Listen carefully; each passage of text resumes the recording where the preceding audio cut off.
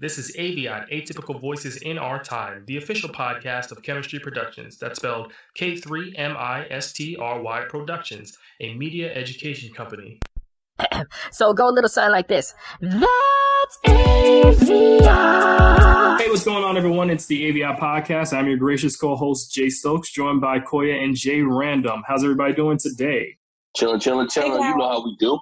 Yeah, so we got hit by some crazy news this past week, and it shocked the world, really. Mr. Chadwick Boseman, amazing actor, director, film producer, has passed away at the tender age of 43. So I just want to know what y'all thoughts are about that, because it's definitely hurt me, I will say that. And surprisingly, it's hurt me a lot more than I thought, and losing anyone just randomly would. Probably because he's Black Panther. Black people love Black Panther. He's our hero. That's true. No, that's true. And to see him so strong and everything, and he died of cancer, it's sad. Because remember, he was all skinny, and everybody was like being shady in the shade room, like, whatever mean stuff they said about his condition. So to find out he was sick, that was sad, but shows that he was really strong. He definitely persevered regardless of whatever was going on with him physically. That's very true. And someone was saying on Twitter that the Shade Room, because I always go back and forth. Sometimes I'm like, the Shade Room is a good source of information. Other times I'm like, they need to shut that joint down because they knew what they were doing when they posted that picture of him. And I'm just like, you never know what someone's going through. Why would you post a picture of someone that's losing weight? Because you know your followers, so you know they're going to go in. It's the Shade Room. That's what it's for. Yeah, it's not cool. The name says itself. Shade Room. Yeah, but in hindsight, they got to be feeling guilty about themselves because they're making fun of somebody who's literally dying right before your eyes. Right, yeah. I mean, they were going a little hard, but that's just the Shade Room. They go hard about anything. Like somebody could be eating food. They're going to dog the person, dog the food, say they don't need to eat. It's just always something. That's just the nature of the Shade Room. Here's the question, though. The Shade Room is controlled by Africans or the descendants of Africans, like first-generation Africans. So I would like to know, does the Shade Room go in on African people? Exactly. So if you're going to really be the Shade Room, everybody got to get the business. If it's just geared towards certain people, then y'all are culture vultures. That's how I feel. I think it's American pop culture. I didn't know they were African because I don't see anybody African up there being represented. Yeah, the CEO, I believe, is African. Just like Media Takeout. Yep. The Africans just come through and hop on that wagon. But you know what, though? If we're their market, it just makes sense that that's who they cater to, though. Because if they put Nigerian actors and people from Ghana that's famous over there, whatever, we're going to be like, who? What? That's just going to take up all the space in the comment section. You have to put people that they know. It's about relevancy, too, so. That is true. My only issue is this. Don't come off and then you think the only way to get into Black culture is by making fun of Black culture and making us look a fool, And then you go back to your own culture. I'll say Black American culture. Then you go back to your own culture and you trying to act like you're regal or royal and y'all don't have any drama. That I have a problem with because it's like Black Americans already have enough stereotypes against us as it is. So don't go contributing to that and then run away. That's a fair assessment. I totally agree.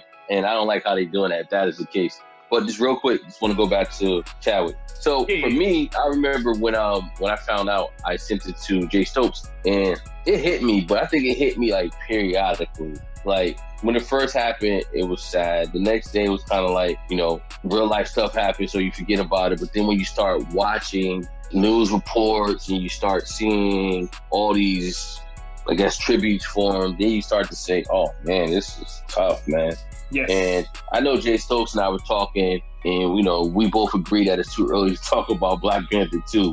But the same token is like a lot of people want to make sure that they don't, meaning Marvel, go through with this. If they don't have any footage of them, they just let it be. Which kind of sucks though, like I was telling Jay Stokes, there's other people that need to get paid. So how does it work for Angela Bassett and all the rest of them? Because I'm pretty sure a lot of people probably didn't sign on for other jobs because they knew they were going to do this. So it's kind of tough money-wise. But back to him, it's sad how we never knew, right? We never knew. And I sent y'all some clips on, majority of people that were working with him, like the guy from the Five Bloods, how he thought that Chad was just being arrogant. When he was getting a massage between takes of that movie, He was getting a massage between takes of that movie, and his co-star, one of his co-stars, felt that he was being pampered and that the Black Panther fame went to his head. My wife asked what Chadwick was like, you know, and I was really excited to work with him, you know. I said, well, I think he's a little bit precious. And she said, why? I said, because he's surrounded by people who are fawning over him. You know, he's got a Chinese practitioner who's massaging his back when he walks off set. He's got a makeup lady who's massaging his feet. His girlfriend is there holding his hand.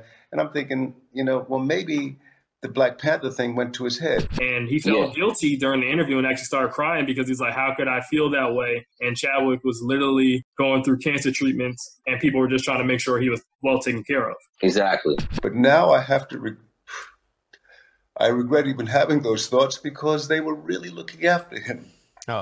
Nobody knew. You didn't know. Nobody knew he had colon cancer. And of course, the way he was acting all the way through that, there was nothing. You don't know. You wouldn't have known. He didn't act tired or sick in any way. Listen, we were in 104-degree weather, running with equipment up to 40 pounds on our backs, going through these scenes. And that young man, I'm sorry. Clark, it's completely understandable. Yeah, but he didn't know, and that's how human beings are. We make assumptions. So I wouldn't, like, drag myself down to the ground about it. Because we all do stuff like that. You know how sometimes you see somebody, with like older people, right? You might see them out. Me personally, I'm an introvert. So sometimes I'll see people out and I ignore them, but not really ignore them, but, you know, whatever the case is. And the next thing I hear they die. And I'm like, damn, I shouldn't have did that, you know? But that's just human beings. We're always doing something. But hindsight is 20/20. He didn't know, so. That's true, but there's a lesson in there. About being skinny. But there's a lesson in there, though. There's a lesson in there, though. Yeah, of course. What's the lesson? Number one, don't judge a book by its cover because just because he's getting treatments, you never know he could have a bad back. You know what I mean? What's the lesson? And then the other lesson would be for people that are making fun of someone who lost weight, just to be like, well, you never know what they're going through. They could be sick. I remember when I saw those pictures, I was like, oh, he probably is just chilling and he'll probably gain the weight back for his next movie role. That's what I thought. And exactly. It's just. I thought it was for an actual movie because I said, damn, he's skinny. Right. You know, he was so bulked up. I was like, okay, it must be a role. Exactly. Because the guy has played some major figures. And I feel like for Black Americans specifically, and I have to separate and say Black Americans, we definitely lost an icon because the man played Jackie Robinson in 42. That's when I first became aware of him. And I thought he was a great actor. And then the James Brown movie, Get On Up. Man, have you seen that, Coy? I don't think so. Oh, you got to watch that. Listen, this guy played James Brown to a T. Random, have you seen it? It's real good. I see all his movie because I was really feeling the way he acts. It's so believable and you become so intrigued on what's going on. So, no, I seen that. I saw 42. Did you see Message to the King? Because I watched that at the beginning of quarantine and I was like, yo, people slept on this movie. That movie is good. Yeah, I seen it last year. It's such a good movie. And it's so funny because in all his movies, he's not typecast, meaning when you see him, he can, his range is so amazing. It's not like, no disrespect to my guy, I love him to death, but it's not like Denzel Washington. Every time now when I see Denzel Washington, I see Training Day Denzel. It could be just you. Training. That's just you. That's just you, man. Because I was introduced. What's as up? far as that is concerned, nobody is safe as far as Jay Random is concerned. Nah, they really aren't. They really aren't. Mm-mm. Yo, wait. Time out. Y'all don't think y'all saw Equalizer 1 and 2? Y'all ain't think about King Kong ain't got nothing on me. Y'all ain't think that? No. Nah, because I was introduced to Denzel Washington on The Preacher's Wife. So I see his range. I know he could play that or he could play Training Day.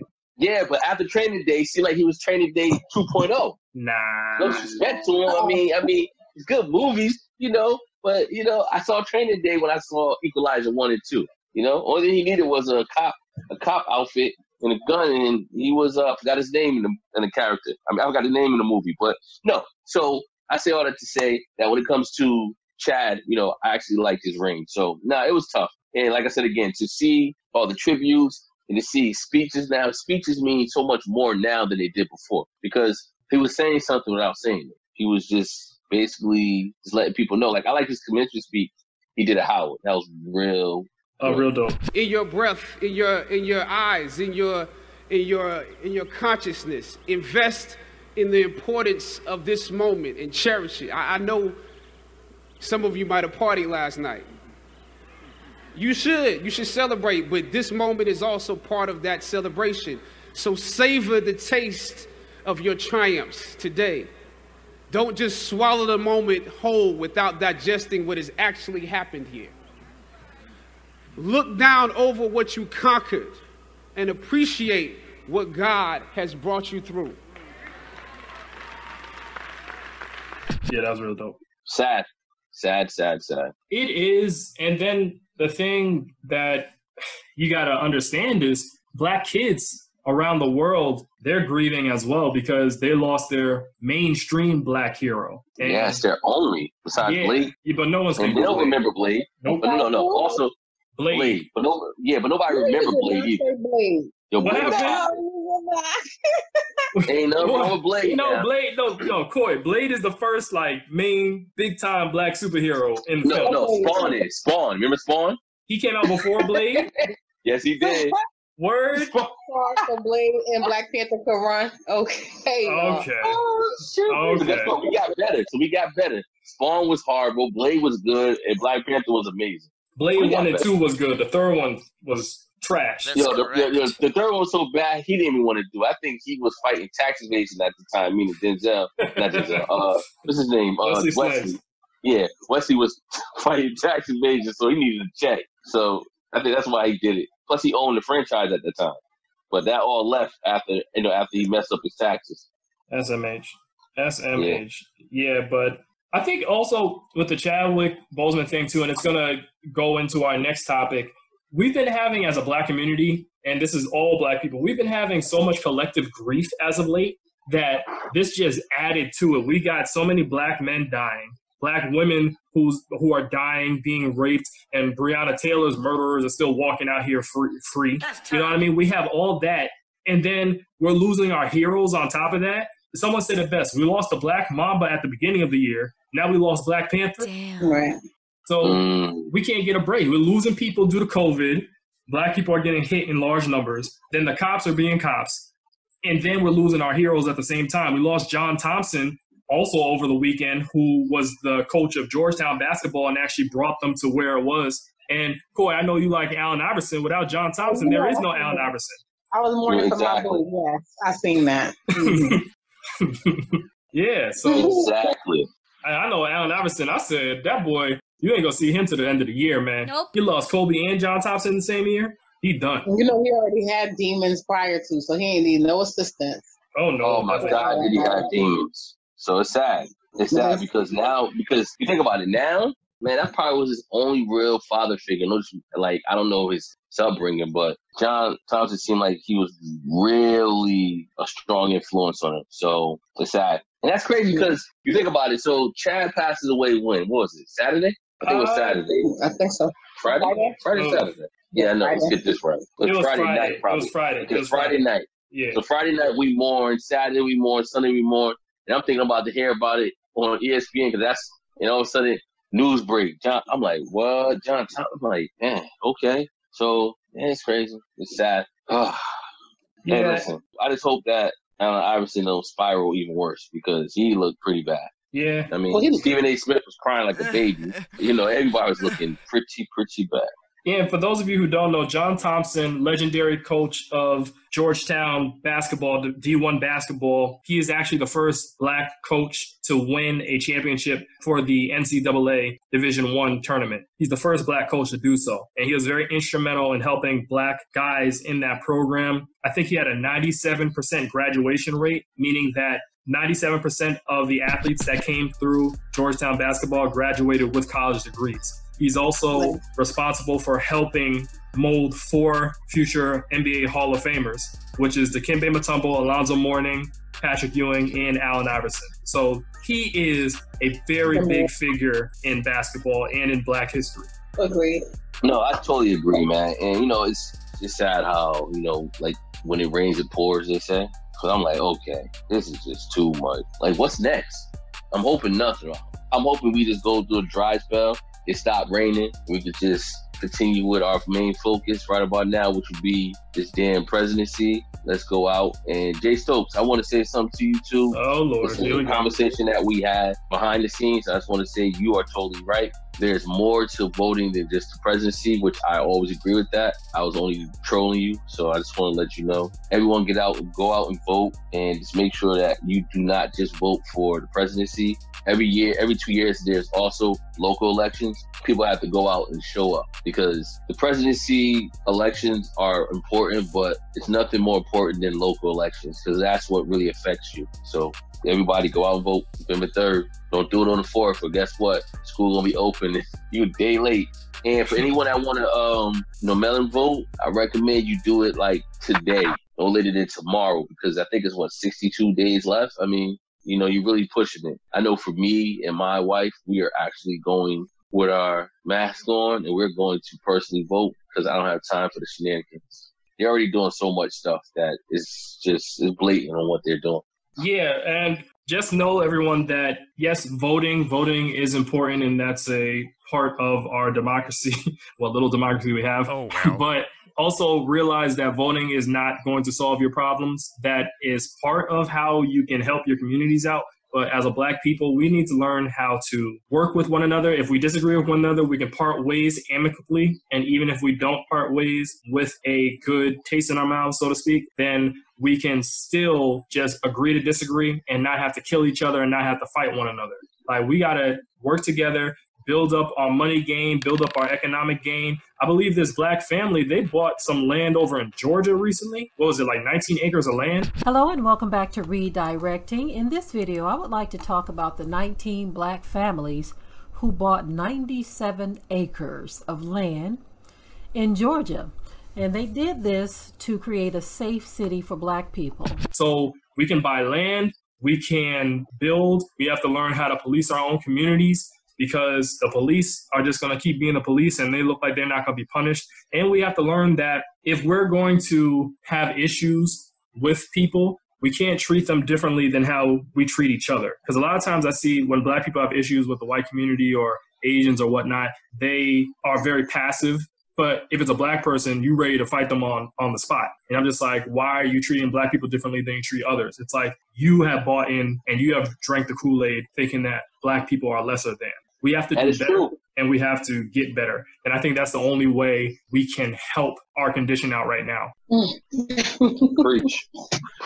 Well, you laugh. The only thing I can say, I'm just laughing. I do agree with you that some Black people are a little harder on white people. On Black people. But the thing is, sometimes I feel like, for me, if I say something to a white lady and I kind of use an aggressive tone, she's quicker to back down, and so then it's done with. Versus if you try to get it messed up with a Black girl, then everybody getting it messed up. Like, it just get turned up. You know what I'm saying? Like, us as people, it's not necessarily that we want to fight the Black person, it's just that the other person don't respond. That's a good question. That's a good question. I see what you're saying. Because at first, I didn't know where you were going, but I see what you're saying now. Basically, you're saying that it's not the fact that we're not bringing the same energy. The person going to receive it different. A Black person going to be like, who the F are you talking to? Right. And the other person going to be like...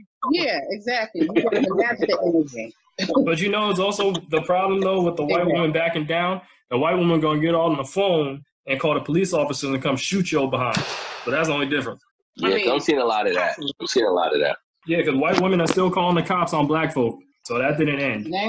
And then... it's never going to stop. Oh, no, definitely never going to stop. Speaking of cops killing Black people or harming Black people, we have another cop killing that happened in Los Angeles County. So basically, the cops shot a 29-year-old Black man named Dejon Kizzy. There was a confrontation Monday afternoon. So we're recording this on September 2nd. So Monday afternoon would have been, 31st?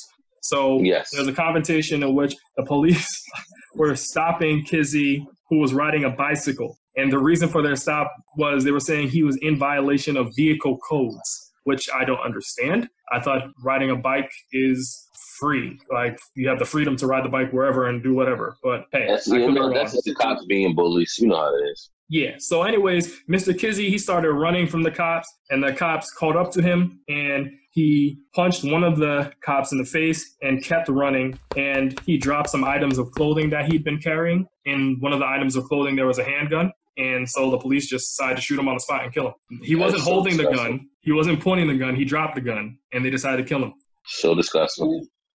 Yeah, I know. It's just like, you would think that they would think twice. They still just reckless. Like, if I'm running, if someone's... See, this is the thing I don't like.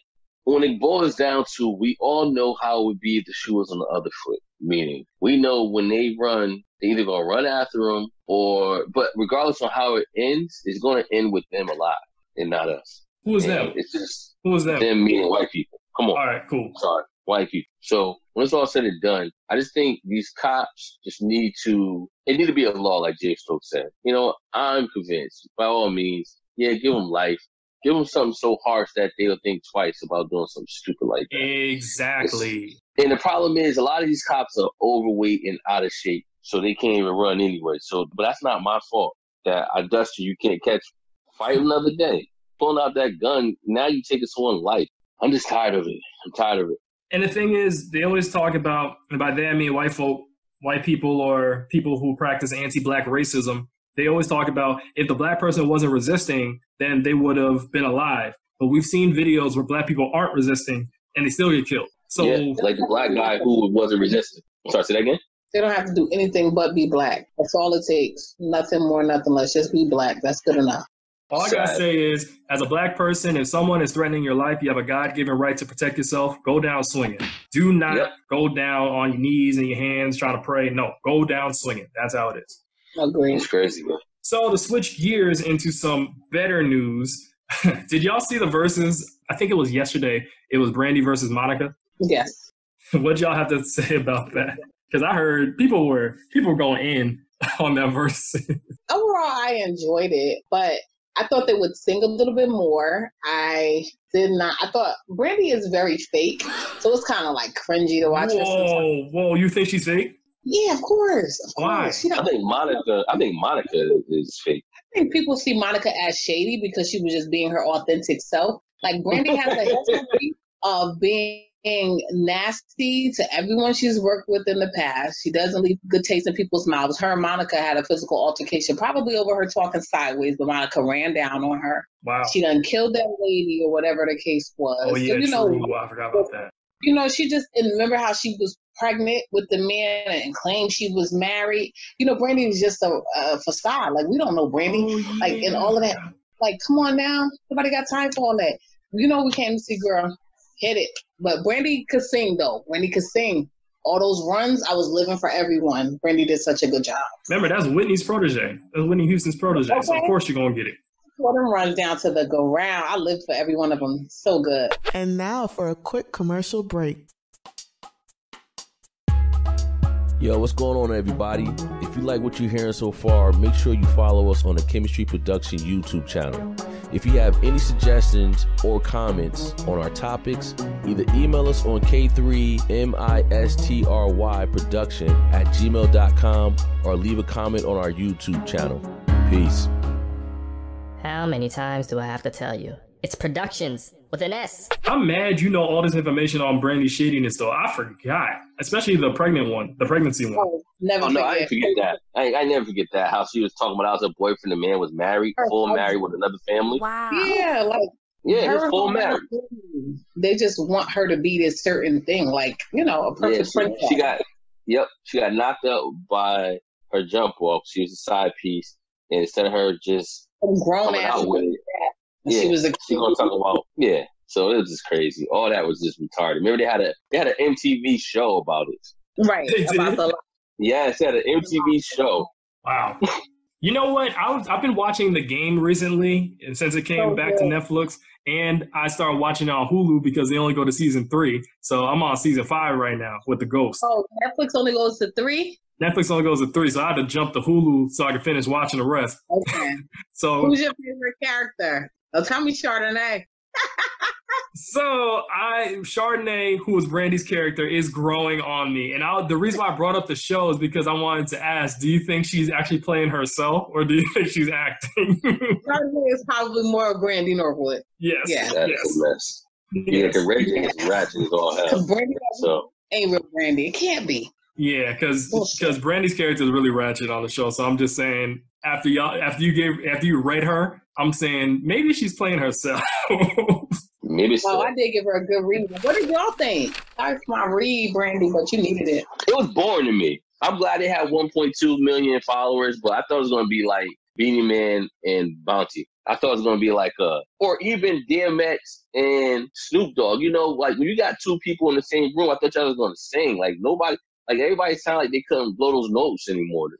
Well, like nobody was singing. To be fair, though, the verses with Jill Scott and Erykah Badu, which was not really a verse, more like a praise of each other. They didn't really sing. They didn't really sing, but they so I expect them to put me to sleep. I didn't expect for Brandy and them to put me to sleep, especially with 1.2 million followers. I mean, don't do the Don't do aunties like that. Don't do the aunties like that. I'm on already. The aunties. I'm gonna be auntie and TV. It's true. That's funny. So I bring up the verses so we can have some black joy in this show because we started on such a somber note. Another thing is, I don't know if you looked, but John Boyega, who was the black guy that played Finn in Star Wars, he went off on Disney in this recent GQ article. Did y'all read any of his snippets? No, but he always goes in and he don't care. He really doesn't. He does not care to work for Disney anymore. But it's good for him because he's gotten some good other acting roles as well. But pretty much he was saying that Disney just cast him to be a black face and they teased like he was going to be a Jedi and got people all hyped only for the story to pretty much put him in the backseat. And they didn't really care about him at all throughout the series. They made him... You said what? Like took his fan base. So they used his face for the fan base and then just like made it about somebody else overall. Yeah, because I remember in the beginning, they even promoted him with the lightsaber and he didn't even use the lightsaber like that. No, I remember. They don't do us right. I mean, what's new? Hey, but you know what though? I heard that Disney's making a Wakanda. What? No? Whoopi Goldberg was saying she wants Disney World and Disneyland to make a Wakanda. I read an article that said, I read an article when it was, well, not read, but I saw the header in the article stating that Disney's going to do that. Well, that's conjecture right now. I don't think that's solidified yet. I don't think they should because it's never going to be to our liking. So just let it be. Yeah, so much pressure was on the Black Panther movie as it was, and they delivered. But you never know. Black people, listen, we are hard to please. Yes. Very hard to please. Yes, we are. Just for the last pop culture story of this show right here, this is not dealing with black people or black characters, but this is actually dealing with Carol Baskin. So I don't know if y'all saw the Tiger King. I'm about to say Lion King. The Tiger King. Yeah, but I've seen it. On there, this character named Carol Baskin, who's a real person. Trailer Trash Gold. Yes, Trailer Trash Gold. Yes. Gold. Yeah. So Carol Baskin allegedly killed her husband, and that was a running thing they kept talking about on the show. And now she's about to be on Dancing with the Stars. So I just want to get y'all thoughts on that. Yeah. God, I don't watch Dancing with the Stars, but I will watch it to see Carol Baskin. Carol Baskin is a whole look about here. I'm not watching it because I'm not watching it because son tell me her because she danced like her toes hurt, so I'm okay. It takes big balls to murk your husband. Oh, no. Everyone publicly knows you murked your husband. You're allegedly. Okay, whatever. And then just pop up on Dancing with the Stars. Like, you are the gold, Carol. I think everybody's just jealous because she got away with it. You know how people want to kill their ex-husbands, their ex-wives, and can't get away with it? Look, I bet you Joe mad. Oh, you know Joe wanted that life. Mm-hmm. You Joe wanted that life. Here's the crazy thing about it, though. Carol kills her husband, and she ran off with his millions. Because I think, didn't they allegedly forge or mess with his will? He is Carol. Carol dancing. Joe had a point, but he just went too far with it. What you say, Coy? I just find it funny, that's all. She's a living legend. Everybody's just jealous that she got away with it. Move along.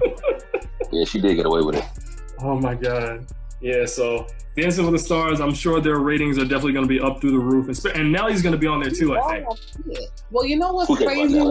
The fact that Nellie used to be like Nellie, now your ass is up here with Carol Baskin, and I'm more amused with seeing Carol Baskin. Yeah. Nellie. That's karma for playing Ashanti. Oh, probably, right? He didn't deserve Ashanti anyway. He don't deserve all that greatness. And he always be having all them rape charges and shit. Not gonna get himself together. Yeah, he really does. Stop messing with the you-know-whats. Okay, there you go. Them should be the ones still ain't learned. Still ain't learned. I bet you Trey Songz learned. I bet you the hard way. But with that being said, y'all, it's been a good show. Definitely covered a lot of ground in a short time. Enjoyed talking to y'all. Yes. Until next time. We'll take it easy. Yes. All right. Next week. See y'all later. Peace. Bye-bye. So go a little something like this. That's AVIOT.